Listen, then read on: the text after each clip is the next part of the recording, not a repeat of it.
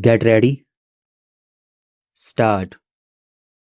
Sir, the budget has been variously described and criticized as one that increases the burden of the common man, one which gives concessions to the rich and encourages foreign investments.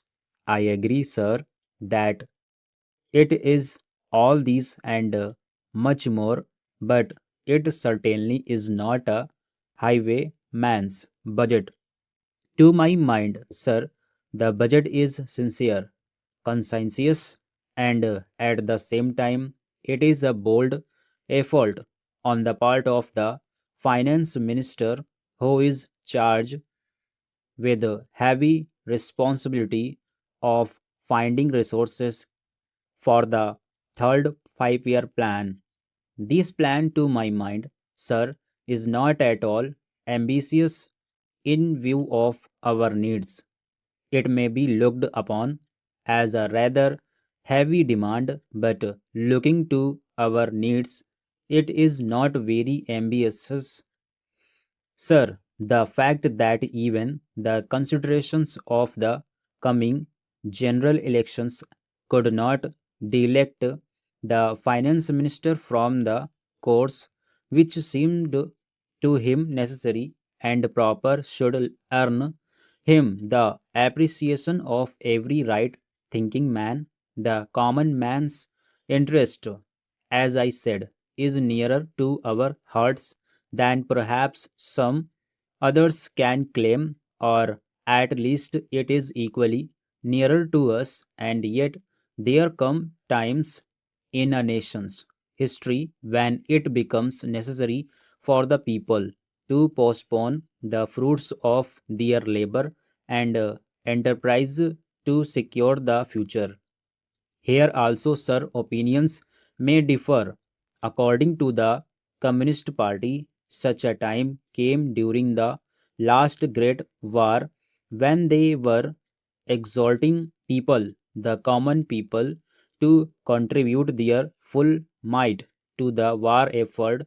According to us, however, sir, we are passing through such a time at the present moment, and I have no doubt that the common people appreciate this position and will willingly tighten their belts, contribute their full might, and will surely return the Congress to power, having full confidence in the future and looking to a future where their posterity will be assured of a far better social and economic order. Who, sir, does not sympathize with the difficulties of the common man? As a matter of fact, most of us come from that class, and I am sure that the finance minister would have liked to do away with some of the levies. None would have been happier if he could have done without these new levies, but there are, sir, certain very imperative limitations. We are passing through a critical period. Sir, it may not be necessary to continue these levies for a long time. Rather, I am inclined to think that before long it may be possible to give up some of them. At least I have very valid reasons to think so.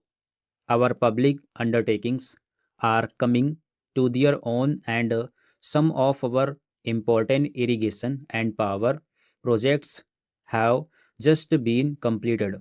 Some others are nearing completion, and in due course, I think in the very near future, they must yield returns.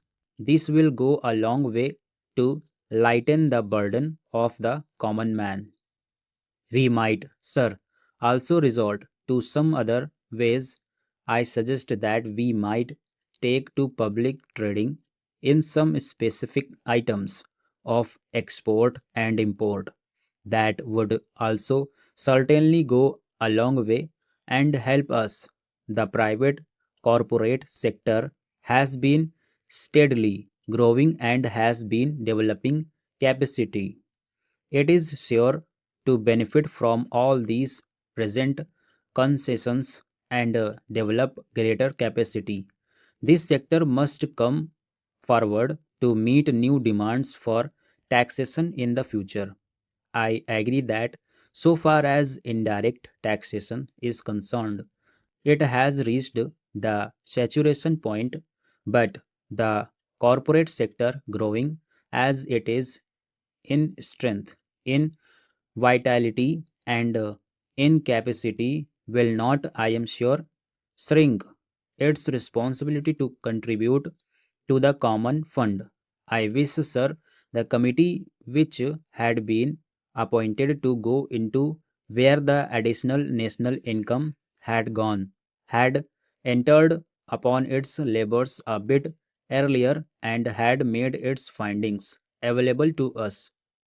I do not want to state its findings, but I have a feeling that the committee, when it concludes its labors, will come to the conclusion that a major portion of this additional national income has gone into the pockets of a comparatively small number of men, small number of individuals, and it is they who must in future contribute their share to the country's taxation needs because the profits they have earned are not all due to their own efforts and enterprise only.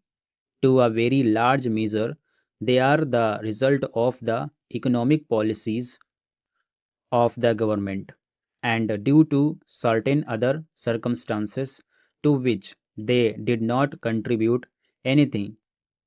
Therefore, there is ample justification for the two taxes, the capital gains tax and the excess profits tax. I need not go in detail into all the reasons that my honorable friend has explained earlier so lucidly, but I must say that I entirely agree with them all. Having said this, I would like to say a few words about all locations which have been made to the various ministries in the budget. Stop.